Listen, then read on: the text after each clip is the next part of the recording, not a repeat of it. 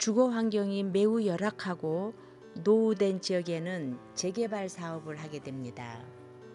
주거 환경이 매우 노후됐다는 것은 쉽게 말해서 소방차 진입도 어려운 상태를 얘기합니다.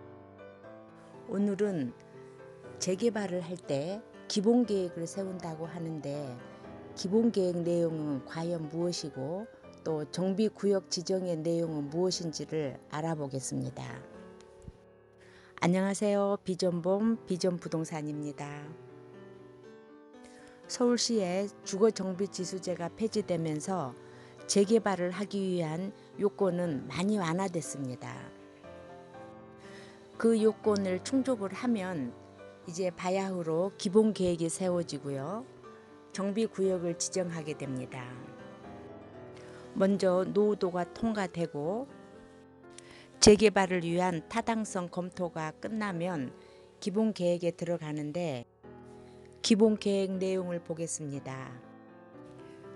정비 사업의 기본 방향과 계획 기간을 세우고요. 그리고 인구, 건축물, 토지 이용, 정비 기반 시설, 지형 및 환경 등의 현황을 계획하고요. 주거지 관리 계획을 합니다. 그리고 토지 이용 계획과 정비 시설 기반 계획을 하고요.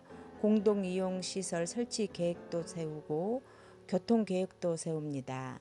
그리고 6번째, 녹지, 조경 등 환경 계획도 세웁니다. 그리고 7번째, 사회복지시설 및 주민문화시설 등의 설치 계획을 세웁니다. 8번째, 도시의 광역적 재정비를 위한 기본 방향도 세웁니다. 9번째, 정비구역으로 지정할 애정구역으로도 할 수도 있는데요. 이거는 생략할 수도 있습니다. 단계별 정비사업 추진계획도 세우는데요. 이것도 생략할 수도 있습니다. 건폐율과 용적률에 관한 계획을 세우고요. 세입자에 대한 주거 안정 대책도 세웁니다. 다음은 정비구역 지정에는 어떤 내용이 담기는지 알아보겠습니다. 정비구역의 지정은 특별시장, 광역시장, 특별자치시장, 특별자치도지사, 그리고 시장 또는 군수가 합니다. 이들은 정비구역의 지정권자입니다. 정비구역을 지정할 수 있고 변경 지정할 수도 있습니다. 정비구역을 지정할 때는 기본 계획을 수립하거나 변경하지 아니하고도 정비구역을 지정할 수 있습니다. 그리고 정비구역의 지정권자는 정비구역의 진입로 설치를 위하여 필요한 경우에는 진입로 지역과 그 인접 지역을 포함해서 정비구역을 지정할 수 있습니다. 그리고 정비구역 지정권자는 정비구역 지정을 위하여 직접 정비계획을 입안할 수도 있습니다. 이렇듯 정비구역 지정에는 주민들의 공람이 필요하고요. 지방의회의 의결을 거쳐야 합니다. 이렇듯 재개발 구역까지 지정되기는 종전에는 5년이 걸렸는데, 공공기획으로 재개발을 할 경우 2년의 기간이면 충분하다고 합니다. 많이 단축된 기간입니다. 이번에는 정비계획의 내용을 알아보겠습니다. 정비계획에는 정비사업의 명칭, 그리고 정비구역 및 그 면적이 기록되고요. 도시군 관리시설 설치에 관한 계획도 있고요. 공동이용시설 설치 계획이 들어갑니다.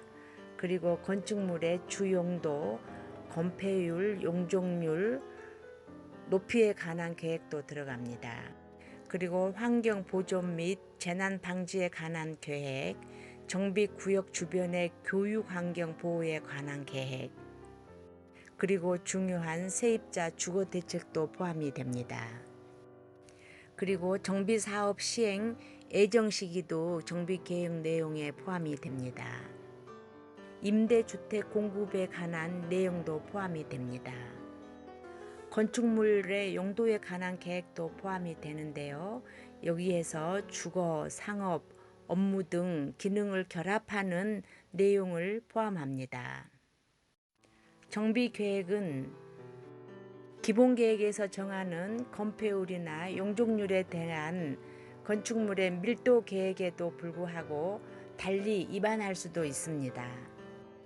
정비 계획의 위반권자는 특별시장, 특별자치도지사, 시장, 군수 또는 구청장입니다. 정비 계획의 작성과 기준 방향은 국토부 장관이 정하고 고시합니다.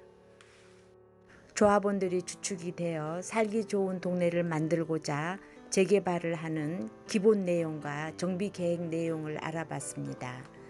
감사합니다. 비전봄TV 비전부동산이었습니다.